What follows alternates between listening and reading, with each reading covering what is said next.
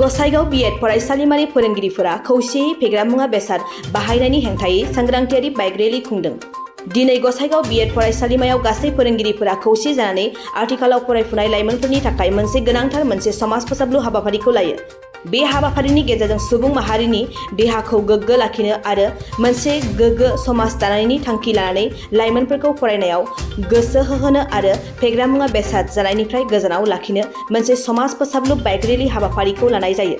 दिनैनि बे हाबाफारियाव बेनार पस्टार लानानै बाइक रेलीखौ गसाइगाव बीएड फरायसालिमानिफ्राय जागायनानै जारागुरि गोजौसिन फरायसालिमायाव थुंगेहोयो।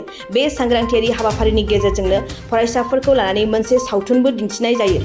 दिनैनि बे बाइक रेलीखौ फिरफिला थिखोनानै बेखेवनानै होयो गसाइगाव फरायसालिमानि गोरायुं बिथां कुमुद रन्जन बसुमतारिया। दिनै इंराजि सेप्टेम्बर 2024 मायथाइ 30 अक्ट'।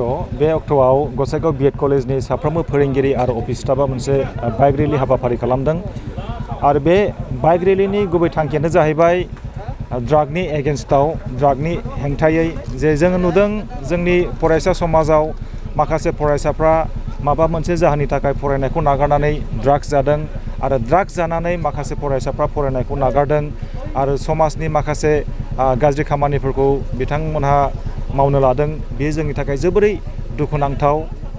दा बेनिखायनो जाहाथे फरायसाफोरखौ जों सांग्रां खालामनो हायो जोंनि बे रेलीनि गेजेरजों जोङो दिनै बेयाव मोजां माखासे सोदोबफोर स्ल'गानफोर जों लिरदों, जेरै स्मकिं किल्स, फेग्रा मुवाखौ गोजानाव दोन आरो जोंनि साफ्रोमनिबो जिउआ जोबोरै समायना आरो फरायसाफ्रा जोंनि नोगोरारि जोंनि समाजा जोंनि फरायसाफोरनि सायाव सोनारो। मोजां जोङो स्ल'गान लिरदों आरो बेफोर स्ल'गाननि गेजेरजों जाहाथे फरायसाफोरखौ जोङो मोजां हाबानि थाखाय जों थुलुंगा होनो हायो, बेखायनो जोङो बे हाबाफारिखौ जों मावदों। आङो बेखौनो बुंगोन जे भारत सरकारा मोनसे आजादी का अमृत महोत्सव हाबाफारि लागासिनो दङ। दा बेखौ लोब्बा लाखिनानै जोङो दिनै बे बाइक रेलीखौ जों लादों आरो बेनिफ्राय 2 अक्ट'बरावबो जोङो मोनसे हाबाफारि लादों। बेनो जाहैबाय फरायसाफोरनि गेजेराव मोनसे सावगारि बोनाय हाबाफारि आरो आङो फोथायो जे फरायसा समाजाव जि मोनसे सिरियास जेंना जेरै ड्राग्स फेग्रा मुवा जानाय बेफोर मोनसे सिरियास जेंना आरो बेफोरखौ फोसाबनो थाखाय मोनफ्रोमबो फरायसालिनि गोरायुं मोनफ्रोमबो फरायसालि आरो साफ्रोमबो गोरों गोरा सुबुङा बिबानखौ लानांगौ आरो बिथांमोनहा गोसो होनानै बे ड्राग्सनि जि समस्या जि जेंना बेखौ जाहाथे बाङाइ खालामनो हायो बेनि थाखाय खामानि मावनांगौ।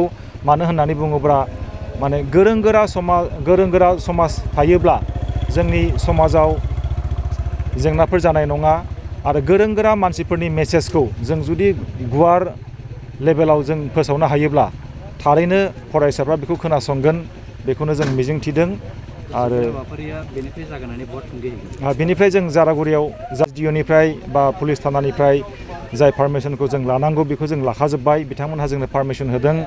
जारागुरियाव थांनानै जोङो मोनसे मटिभेशन प्रग्राम जों लागोन, फरायसाफोरजों जों मोगा-मोगि जागोन आरो बेनिफ्राय बेयाव बर'नि 20 सावथुन बेखौ जों दसे समनि थाखाय देखायगोन जाहाथे फरायसाफ्रा मोजां खामानिनि थाखाय थुलुंगाखाङो, ड्राग्स जानायनिफ्राय जाहाथे गोजानाव थायो, बेनो जोंनि थांखि। हाबाफारिखौ बेखेवदों गसाइगाव कलेजनि गोरायुं डक्टर कुमुद रन्जन बसुमतारी आरो बे हाबाफारिखौ बेखेवनो गोनांमोन BTCनि मानगोनां EM बिथां उकिल मोसाहारिया, नाथाय बिथाङा एंगार हायैनि जाहोननि थाखाय बे हाबाफारियाव फैनो हायाखै। बिथाङा हरखाबै गुवाहाटीयाव थांनो गोनां जाबाय।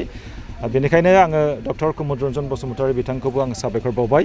बिथाङा बेयाव फैनानै दसे समनि थाखाय जोंनो सम होदों आरो थुलुंगाथाव बिबुंथिनि गेजेरजों बे हाबाफारिखौ बेखेवदों।